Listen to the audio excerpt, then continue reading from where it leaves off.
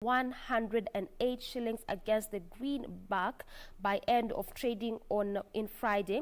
In its weekly bulletin, the Central Bank of Kenya said the local currency weakened against major international and regional currencies during the week ending July 23rd, and they based this on the account of increased demand for dollar in the interbank market. So that is what the Central Bank of Kenya there is saying, blaming the weak shilling on banks' appetite for dollars.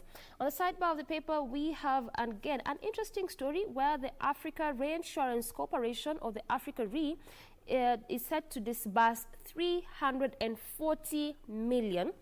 This is just the African Reinsurance Corporation has announced the disbursement of 340 million to assist in the fight against the COVID-19 pandemic on the continent. Now, this announcement was made after the 42nd annual ordinary meeting of the General Assembly, which was held on June 30th of this year. Now, the support will be channeled to governments and private institutions at the forefront in the fight against the pandemic. Again, just another different story, but just showing us of how different sectors are again just trying to help individuals to to survive during this COVID-19. This one of Africa Re trying to help both the government as well as private institutions to know how best they can deal with COVID-19 pandemic. Now, still keeping up with matters business is that commercial banks are calling on the government to lift the moratorium on listing loan defaulters with credit reference bureaus. They say the move, which was instituted in March this year as a measure to cushion Kenyans from the impact of COVID-19, is stifling the credit market. Equity Bank Chief Commercial Officer Polycarp Igathe says now the moratorium has made loan pricing for individual customers difficult since the order was issued by President Uhuru Kenyatta. O'Brien Kimani has more details on that. Since the Credit Reference Bureau came into force in the year 2013, they have managed to amass a total of 378 million records, of which 42 million are blacklisted, meaning that they cannot access loans from local formal lending institutions. Of these, 13 million are being blacklisted for amounts less than 1,000 shillings, according to data from the Central Bank of Kenya. However, on March 25th this year, the government suspended the sharing of negative information among credit reference bureaus for a period of 6 months, from April 1st to September 30th, to lessen the economic impact of the coronavirus pandemic.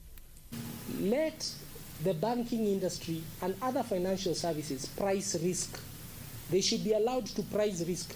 The accounts we have today, we can keep them at 13.5.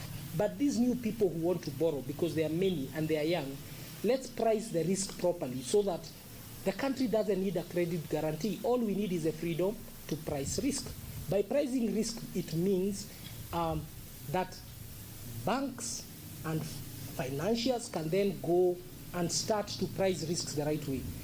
Equity Bank Chief Commercial Officer Polycarp Igathe says the moratorium on Credit Reference Bureau has led to a slowdown in credit to the small, medium enterprises, since commercial banks are unable to access the history of many borrowers.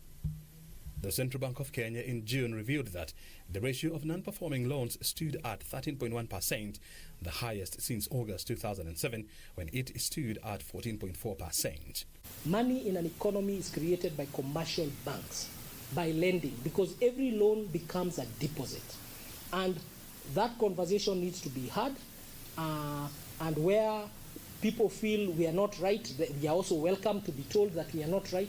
But it's not okay when I see a Kenyan who comes to try and borrow money from me, but I know I'm not, the reason why I'm not lending you is because I can't price your risk.